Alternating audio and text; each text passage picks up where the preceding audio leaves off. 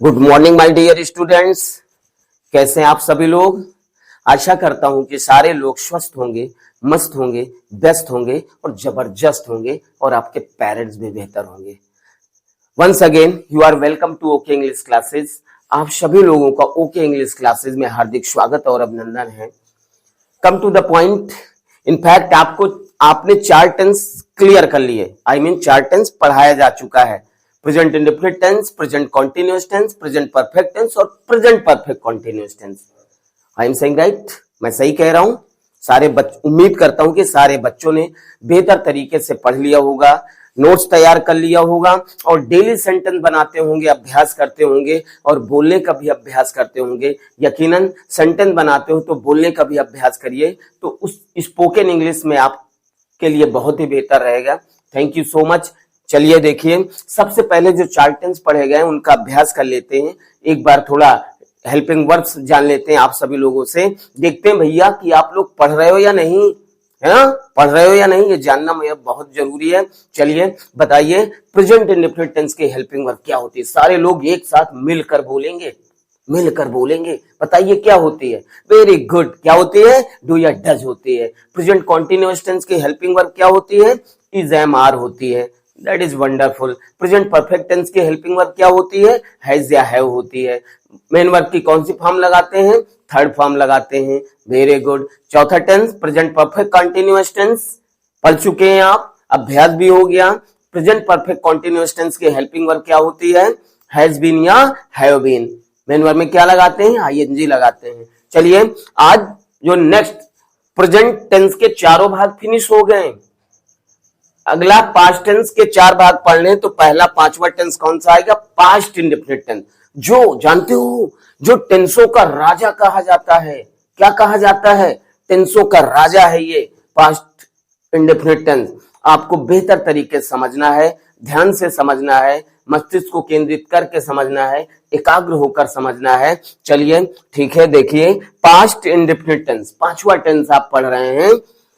Past indefinite tense, कोई भी tense हो तो बताया गया कि उसकी सबसे पहले हमें क्या क्या मालूम होनी चाहिए? आइडेंटिटी मालूम होना चाहिए, पहचान मालूम होनी चाहिए। ठीक है, तो पास्ट इंडेफिनिट टेंस की आइडेंटिटी क्या होती है? क्या होती है भैया?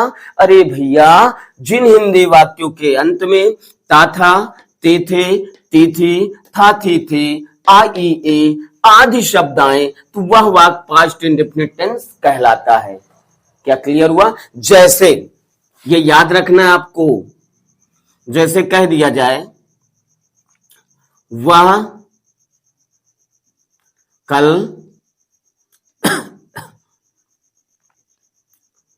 झूठ बोलता था या बोला था। चलो यही लिख देते हैं, बोला था।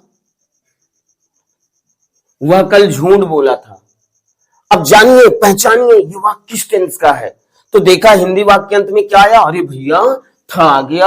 ये तो पास्ट इंडेफिनिट टेंस का वाक्य हो गया। किस टेंस का हो गया? पास्ट इंडेफिनिट टेंस का वाक्य हो गया, है ना? जैसे कह दिया जाए कि तुम अपना पाठ याद करते थे। तुम अपना पाठ याद करते थे।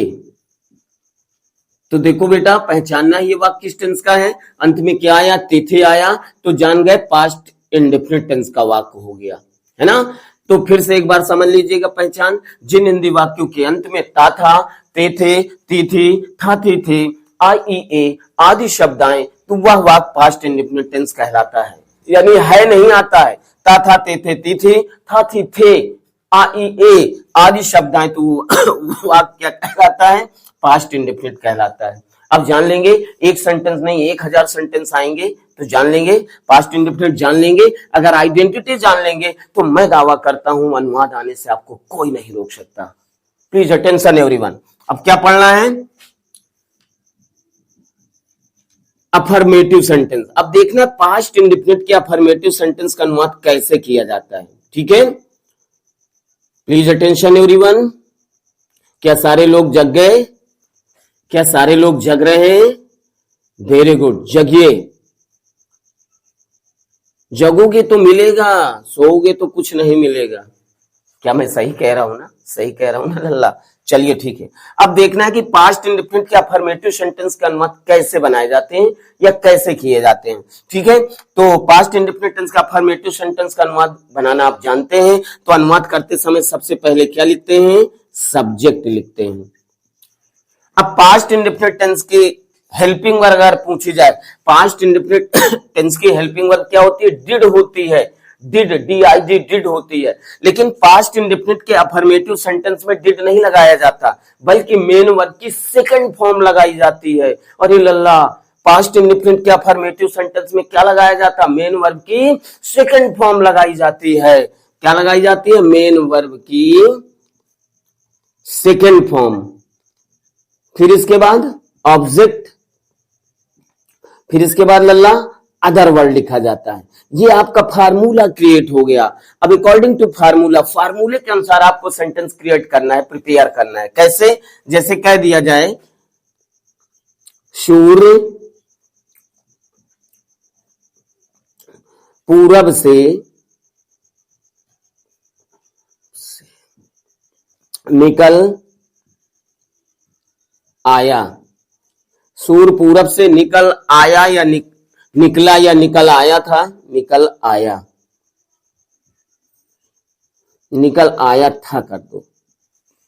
चलिए, सूर्य पूरब से निकल आया था या निकला था। चलिए अनुवाद करना है। कैसे अनुवाद करेंगे? अनुवाद करने से पहले सबसे पहले क्या देखा जाता है? आइडेंटिटी, पहचान की जाती है कि ये वाक्य किस टेंस का है। तो हमने देखा अंत में क्या आया लल्ला? था आया। अरे भैया ये वाक्य तो पास्ट इंडेफिनिट टेंस का है। पढ़ लिया हमने, सूर्य पूरब से निकल आया था, पास्ट इंडेफिनिट का अफर्मेटिव सेंटेंस है अफर्मेटिव। तो अनुवाद इस फार्मूले से बनाएंगे। तो अनुवाद करते समय सबसे पहले लल्ला क्या लिखते हैं? सब्जेक्ट ढूंढो। सब्जेक्ट क्या है? सूर्य, अर्थात द सन। सन के पहले द लगाएंगे। क्यों लगाएंगे द? क्योंकि सन यूनिक नाउन है। यूनिक नाउन है, इसलिए इसके पहले द लगेगा। चलिए ठीक है। फिर मेन वर्ब क्या है? निकल आया या निकलना। निकलना काय माने होता है? मेन वर्ब की सेकंड थर्ड फॉर्म याद करना है, याद करते रहिए। राइज माने निकलना होता है। तो राइज का सेकंड फॉर्म लिखना है। मेन वर्ब की सेकंड फॉर्म, राइज का सेकंड फॉर्म रोज। निकला या निकल आया, रोज। कहां से? पूरब से, इन द ईस्ट।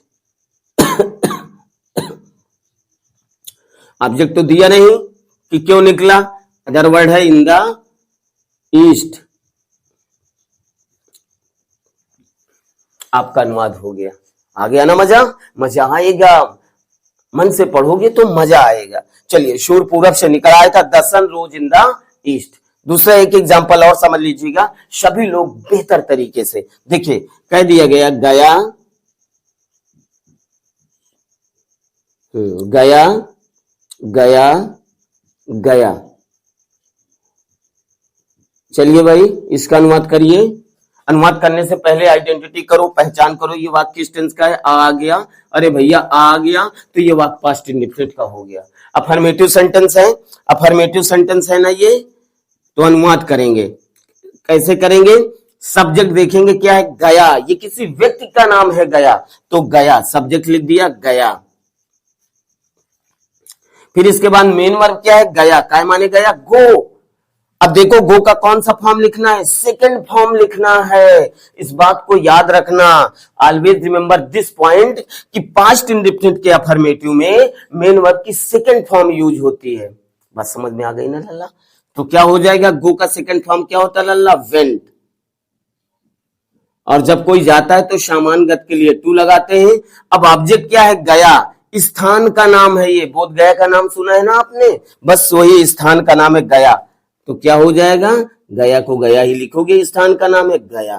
तो अनुवाद क्या हो गया? गया वेंट टू गया, गया वेंट टू गया, गया गया गया। क्लियर हुआ? आ जाएंगे, आ जाएंगे। 2 सेंटेंस नहीं 2000 सेंटेंस बन जाएंगे, आ जाएंगे पक्का। Very good. चलिए अब देखते हैं निगेटिव सेंटेंस। अब इसके बाद क्या आता है? निगेटिव सेंटेंस कैसे बनाए जाते हैं वो आप समझिएगा। ठीक है, वेरी गुड, शाबाश। अब आपको देखना है निगेटिव सेंटेंस। अब आपको देखना है कि पास्ट इंडेफिनिट के निगेटिव सेंटेंस कैसे क्रिएट किए जाते हैं, कैसे सेंटेंस बनाए जाते हैं। ठीक है, हेडिंग डाली गई negative, negative sentence, negative sentence. Negative sentence को हिंदी में क्या कहते हैं? क्या कहते हैं? नकारात्मक वाक्य। शाबाश, नकारात्मक वाक्य, है ना। चलिए अनुवाद करते समय क्या लिखते हैं? सब्जेक्ट। अब पास्ट इंडेफिनिट के निगेटिव सेंटेंस की सहायक क्रिया डिड नॉट होती है। नहीं आएगा तो नॉट लगाएंगे ना, डिड नॉट प्लस। अच्छा बताइए, जब पास्ट इंडेफिनिट के नेगेटिव सेंटेंस की हेल्पिंग वर्ब डिड नॉट है तो मेन वर्ब की कौन सी फॉर्म लगाएंगे? मेन वर्ब की कौन सी फॉर्म लगाएंगे? नो, मेन वर्ब की सेकंड फॉर्म नहीं लगाएंगे, फर्स्ट फॉर्म लगाएंगे। डिड नॉट लगने के बाद मेन वर्ब की फर्स्ट फॉर्म ही लगाते हैं, फर्स्ट फॉर्म, इस बात को याद रखिएगा। Plus object plus other word, ये आपका फार्मूला हो गया। ठीक है, याद रखना। आपसे पूछा जाए पास्ट इंडेफिनिट टेंस की हेल्पिंग वर्ब क्या होती है तो डिड होती है। पूछा जाए अफर्मेटिव में क्या होता है तो अफर्मेटिव में मेन वर्ब की सेकंड फॉर्म लिखी जाती है। पास्ट इंडेफिनिट के निगेटिव की सहायक क्रिया डिड नॉट होती है। जब डिड नॉट लगाएंगे तो मेन वर्ब की फर्स्ट फॉर्म लगाएंगे। क्या लगाएंगे लल्ला? मेन वर्ब की फर्स्ट फॉर्म लगाएंगे। चलिए एग्जांपल देखते हैं। ठीक है, शाबाश, क्या समझ में आ रहा है सभी लोगों को? Very good. चलिए देखिए, जैसे कह दिया जाए तुम कल खाना नहीं खाए थे, नहीं खाए थे। देखिए, तुम कल खाना नहीं खाए थे। ठीक है, अरे भैया थे आया, पास्ट इंडेफिनिट हुआ। चलो सेंटेंस पढ़ते हैं। तुम कल खाना, अरे भैया नहीं भी आ गया तो पास्ट इंडेफिनिट का निगेटिव सेंटेंस हो गया निगेटिव सेंटेंस। अनुवाद करेंगे इस फार्मूले से करेंगे, है ना। सब्जेक्ट क्या है? तुम। सब्जेक्ट क्या है बेटा? तुम। अब चाहे सब्जेक्ट एक वचन हो या बहुवचन हो, डिड नॉट ही लगेगा। सहायक क्रिया क्या लगाओगे? Did not. मेन वर्ब क्या? खाना, है ना। ईट मीन्स खाना होता है। ईट का second form ate, third form eaten. तो यहां पर ईट का कौन सा फॉर्म लगाओगे? फर्स्ट फॉर्म लगाओगे। You did not eat, eat भी लगा सकते हो, टेक भी लगा सकते हो, लेकिन ईट होता है प्रॉपरली खाना। ठीक है, खाए, ईट हो गया। अब ऑब्जेक्ट क्या है? खाना। अरे जो थाली में लग कर आता है वो भोजन होता है। तो काय माने होता है? You did not eat the food, ये आपका ऑब्जेक्ट हो गया। सब्जेक्ट हुआ यू, सहायक क्रिया लगी डिड नॉट, मेन वर्ब की फर्स्ट फॉर्म, ऑब्जेक्ट क्या? खाना, द फूड। क्या हो गया लल्ला? The food. अदर वर्ड क्या है? कल, yesterday, yesterday. You do not use tomorrow, tomorrow नहीं लिख सकते आप। क्यों? क्योंकि ये कल जो आया है बीता हुआ कल है, और बीते हुए कल को अंग्रेजी में यस्टरडे कहते हैं। पास्ट में यस्टरडे का ही प्रयोग होता है। क्लियर हुआ? क्लियर हुआ? क्या बात समझ में आ गई? आ गई। आगे चले, आगे चले। एक एग्जांपल और देखिए, जैसे कह दिया जाए मैं कल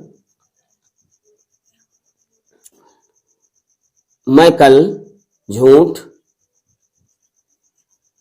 नहीं बोलता था।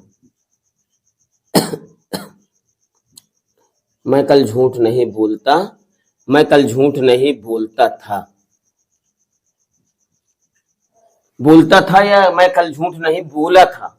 ठीक है, देखिए अनुवाद करना है।